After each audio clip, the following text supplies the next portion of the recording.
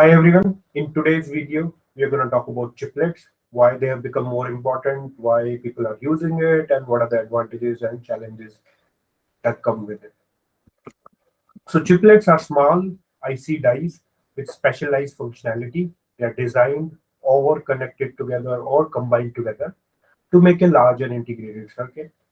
It's a major step up from traditional system on chip approach to semiconductor packaging. Think of in terms of Legos, as in basically there are various Lego blocks and you're connecting it together. Let's understand this in more detail. So think about this. There are multiple chiplets here. This is one chiplet, this is another chiplet, this is another chiplet, this is another chiplet, this is another chiplet. They are on a shared package and they are connected together. As in one of the block can be AI, one of the block can be SerDes, one of the block can be your other let's say GPU, and they are connected together. So typically this used to be done on SoC where all the systems, all the items will be together and done as a system on a chip. But with Moore's law complexity coming up, this has become increasingly cost prohibitive to do that all on a system on a chip. For example, let's say SerDes is, let's say, working fine, let's say at 22 nanometer. You don't unnecessarily want to bring it also down to lower nodes, so let's say 7 nanometer or 3 nanometer, and unnecessarily increase cost or maybe basically decrease yield on those components. So it's becoming increasingly difficult, not a difficult, cost prohibitive, yield and other aspects considered to do that all the components on a single system on chip package. So because of that, this chiplet system was designed. It has been there for years, is that it has gained more prominence now.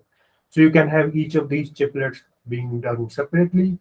They may be in different technology nodes as well, but perfected for that particular node, and then they are connected together. Of course, it comes with its own challenges, right?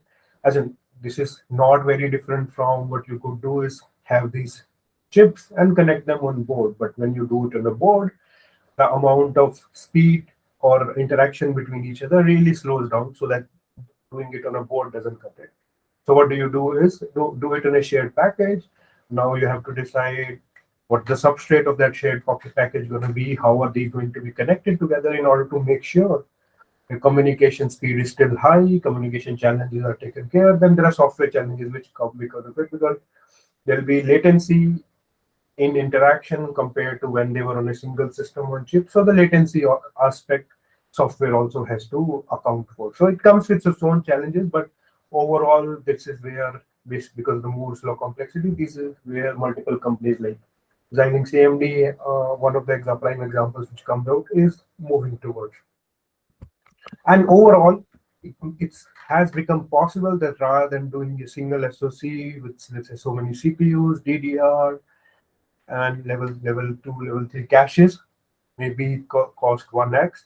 But if you do as part of separate chiplets and figure out a way to do interaction between them, maybe let's say 0.59x cost. So it's basically same thing. Rather than doing it on a single SoC, you're doing separate chiplets and connected together, and it reduces the cost and also helps you basically stay ahead of Moore's law.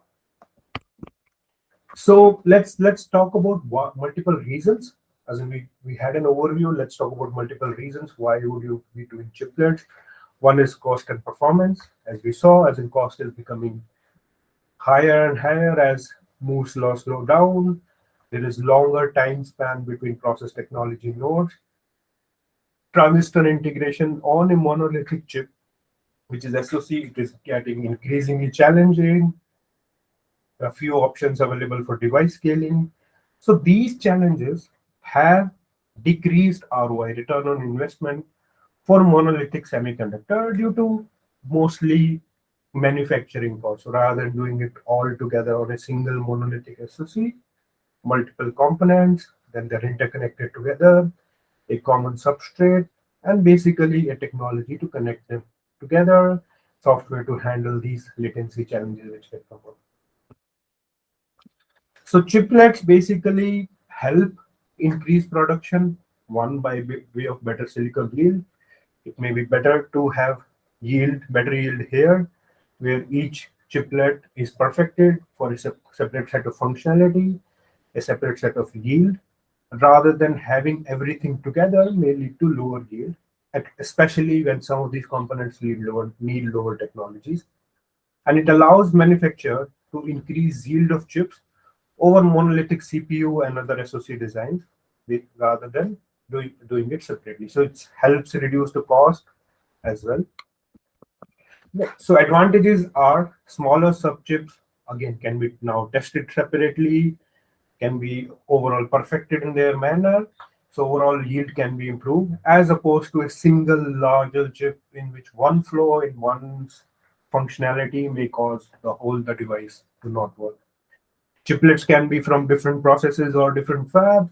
So maybe there is one fab, let's say memory is perfect. Samsung fab is perfect for memory. You can use that, or one, let's say SerDes, maybe higher node is perfect for that. You can do that on higher node. And that is the most interesting benefit of this, that logic processes, RAM memories, somewhat incompatible, and they can be run on separate fabs or separate technologies node as well. Anything you could do with chiplets, you could do with multiple packages, basically. But on multiple packages, you would need large number of pins, big board area. Also, power consumption can be higher. Of course, latency can be higher. So there are multiple chip packages which have appeared, mainframe MCM, the Intel Core 2, various AMD server chips. So industry is moving towards more and more this to kind of meet the demands. Your high bandwidth memory products, which with GPU, they also have come up, and basically they are using something called known as silicon interposers for the connectivity. And of course, Intel is also talking about embedded multiple interconnect bridges. So there are multiple connectivity technologies which have come up. Multiple companies have moved towards making chiplets to meet the demands of Moore's law. Now the challenge is right. First, basically each of the additional chiplet, right, integrated into a single package, there is a risk of causing a defect in the packaging step, leading to a non-functional package and yield loss. And of course, that is being perfected upon. Designing across multiple chiplets is obviously more difficult and complex than building a single monolithic die. So EDA vendors are actively working on tools to help partition, design, analyze multi-chip designs, and that which may be integrated into 2D or 3D. Bandwidth and latency may be more constrained rather than a single SoC when there are multiple chiplets. So clock crossings also must be dealt with in that particular area. So this is what we wanted to talk about at a high level overview of chiplets. Keep follow our channel, like our channel, subscribe our channel to get more such semiconductor and VLSI technology updates. Thank you for